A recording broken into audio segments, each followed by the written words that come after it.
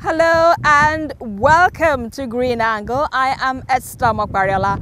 In this week's edition of the program, we get to see how food waste is being converted into compost for sustainable gardening, and how an environmental activist is working towards promoting eco-friendly habits one step at a time. This and more coming up after some news updates. Nomadic and semi-nomadic herders have a long history of migrating and also of building relationship with various sedimentary farming populations, sometimes leading to conflicts over shared natural renewable resources, namely fresh water and land. These the states can relate to. These activities aggravate land degradation and increase the frequency of drought and consequently lead to declining food production. One of the objectives of this stakeholder review and validation meeting is to promote climate-smart agricultural practice, also to improve access to clean and sustainable energy. This policy is very critical, but it's also very critical for the state, because at the end of the day, it's not just to have a policy, but to also have actionable policy. Actionable policy means that the policy will be implemented, just like what we have in other states that have formed their own their own policy, and are implementing it. It's a policy that is going to help the states to actually determine what needs to be done as far as preparation and mitigation is concerned, and of course what needs to be done in the emergence of any some form of disaster, and of course what needs to be done aftermath of any case of disaster. Benue Commissioner for Water Resources, Environment and Climate Change believes that the policy will enhance adaptive capacity, ensuring that communities and ecosystems can cope with climate change impacts. Benue State is always a flash, point state. So we don't take issue of flooding lightly in Benue State. Yes, we got the prediction of this year, 2025, and we are doing all we can as a state and as a department who oversee the environment to make sure that we prepare adequately in terms of the climate change policy that we are doing the validation today. Is a welcome development to the states. The effects of climate change are already evident.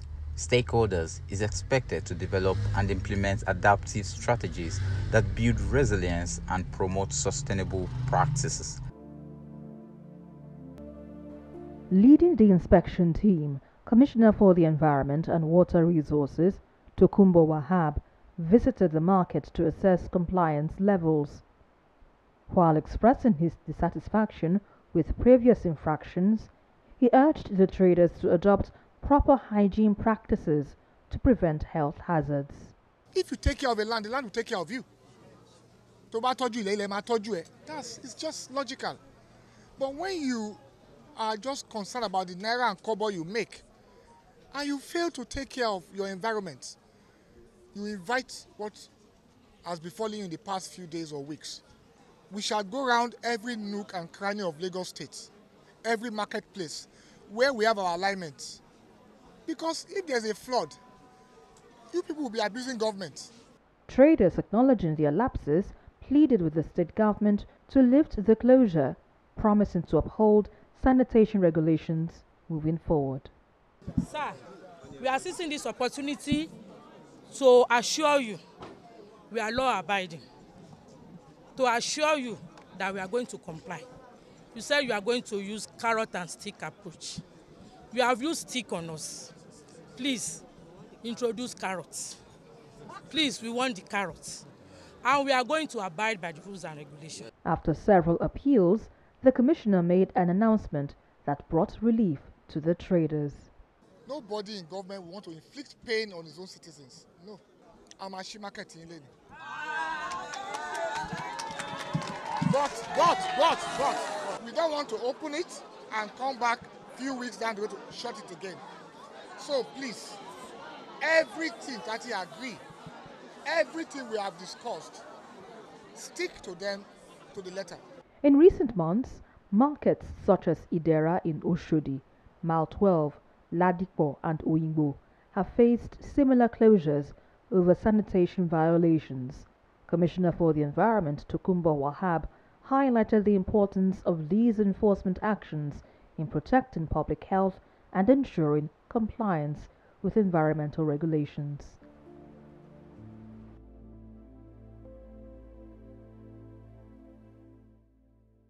Pangolins are the most trafficked mammals in the world.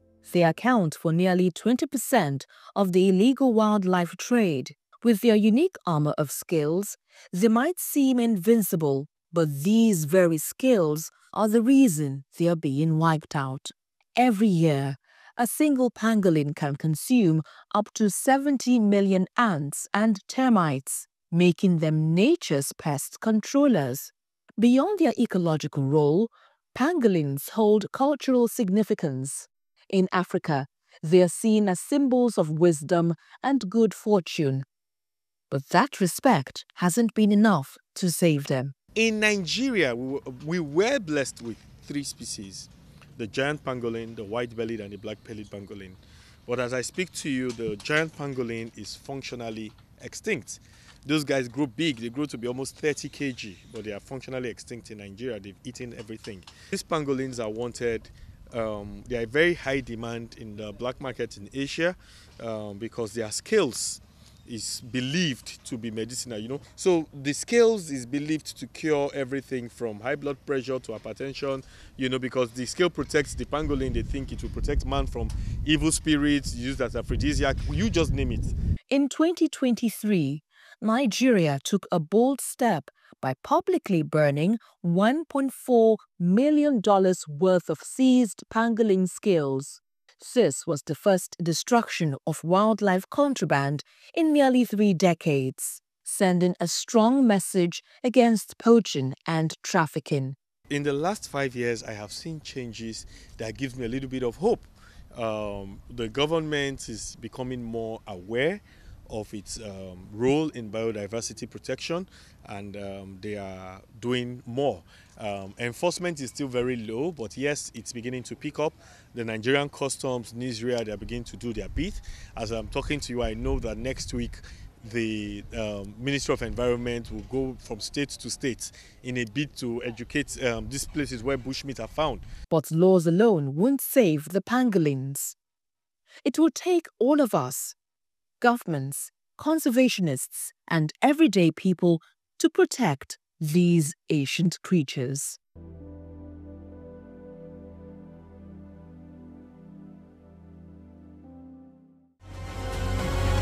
Green journey thing can be overwhelming, can feel a bit like a struggle. However, when you're part of a community, so because the 28-day Green Challenge brings together people from different parts of the world, like people from different places. So when there's this sense of belonging, there's this sense of encouragement you get from the community, really, and to also foster that sense of responsibility among youth. So basically, we are not restricting it to a certain age. It's open to everyone around the world. In the past, we had people from Canada, from the UK, from Nigeria, from US, from Namibia, from Kenya, from the Gambia, and so on and so forth. So basically, we're not restricting it, and we're not, because when it comes to the environment, trust me, it takes you and I. So when it comes to when climate change and its effects comes, it doesn't recognize the rich, it doesn't recognize, oh, you are from Ghana, you are from Kenya, you are from Nigeria. It affects us all.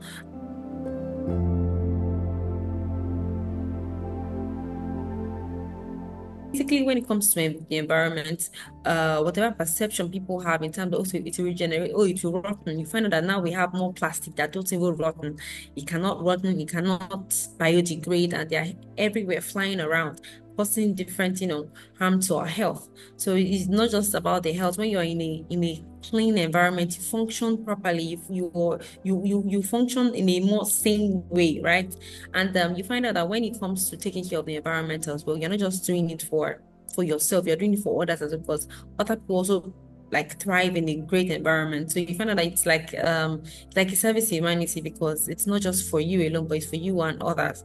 So action, this little action, I'm thinking it's just for me to throw things inside the drainage, it doesn't really count. But when millions of people do the same thing, you find out that okay, the drainage is clogged, then there's a little downpour, flooding everywhere, people are displaced from their homes, and people telling them, action. So it doesn't end at when the challenge stops. But this one is just, the challenge is just a more exciting and fun way to doing it, but it doesn't end there. And we keep following up all our participants. We have their numbers. Of course, we're in the same group, so we keep interacting, sharing, and ensuring that, this habit that you've built during this 28 days greening challenge is sustained. So we keep the conversations going, really, it doesn't stop. And usually when we have like these daily challenges, they post on their pages, they post, their friends see it. Yeah. Green Angle returns in just a moment. Stay with us.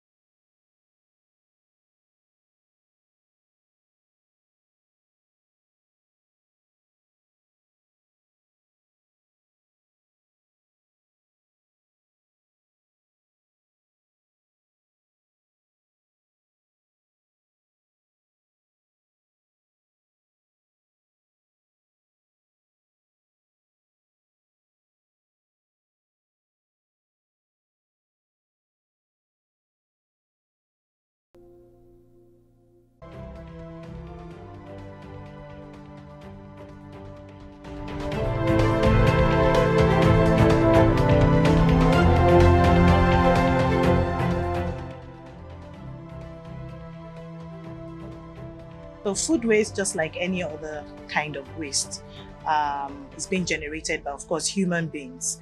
As population increases, so also does urbanization increases. And we tend to have a lot of food being produced as a result of urbanization, increased urbanization. So there's tendency to always have food waste.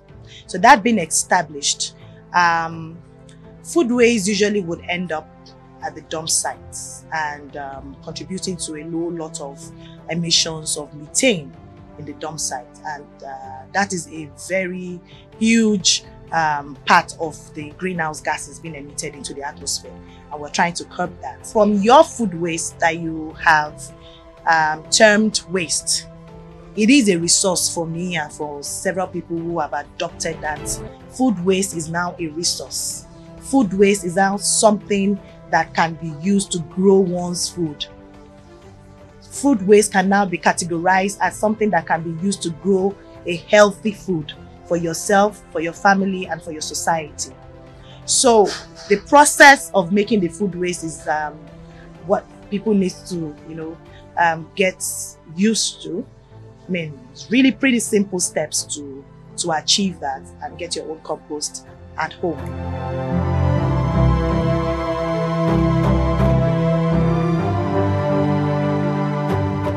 Another aspect is biogas generation.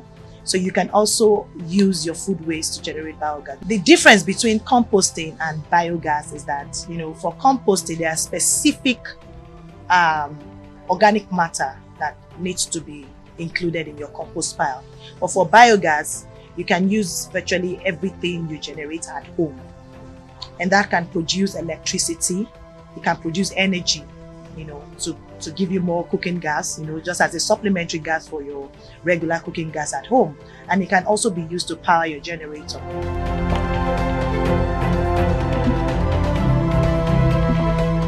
Let me take my house for an example. So I have this small transparent bowl covered with a covered lid.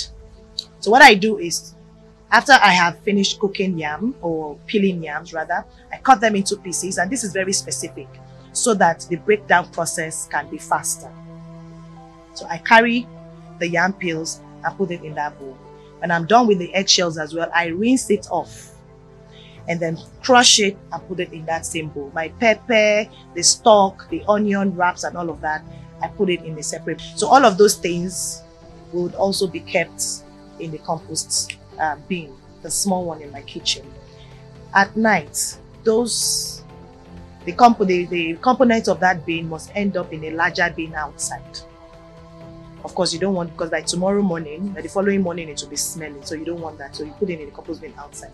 Now, the compost bin outside, I have 2 larger bins. One for my processed compost. The processed compost means I dump in everything every day and all of that. And then after a month, I leave it to cure. Then the other smaller bin I have outside is the finished compost, which means after 3 months of trying to make my compost, I put them all into that other compost, and then I use it in my garden.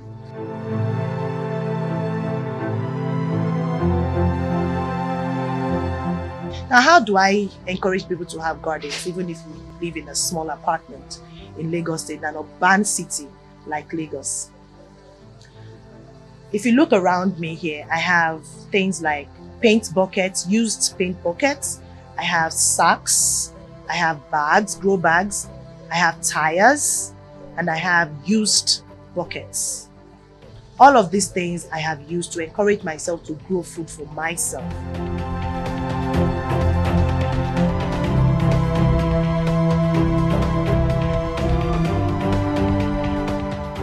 You would need to now decide what kind of veggies will I love to eat every day, so those are the kinds of veggies you would now want to grow, and then you have it readily at home. You don't need to buy anything. Flower pots now cost about 3,500. Why would I go, when I can just get a paint bucket, wash it clean, do all the necessary things you need to do for plants to grow in that paint bucket, and add in your soil and your finished compost and grow your food.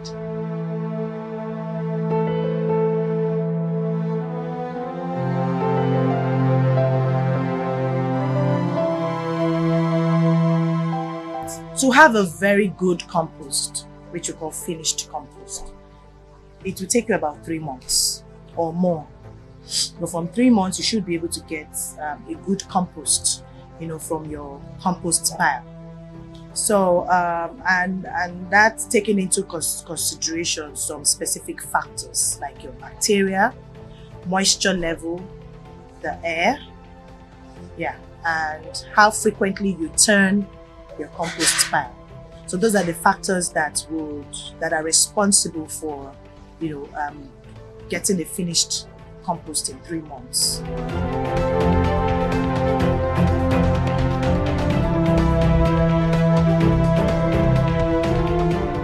As we look to the climate change summit, people are trying to solve a very big problem. And for me, I've always been an advocate of, local solutions, being adopted and solved individually. Because if you bring all of these very big grammar solutions, and nobody actually understands it, it's just going to go. We're not going to be able to achieve anything. But if you bring the solution to a layman's understanding and bring it to, the grassroots, help them to understand how their personal contribution to the solution can matter. That way, collectively, we can achieve, the climate action. And that's about it on this week's edition of the program. Until I come your way next time, remember, together we can build a sustainable world. I am Esther Mokwariola. Bye for now.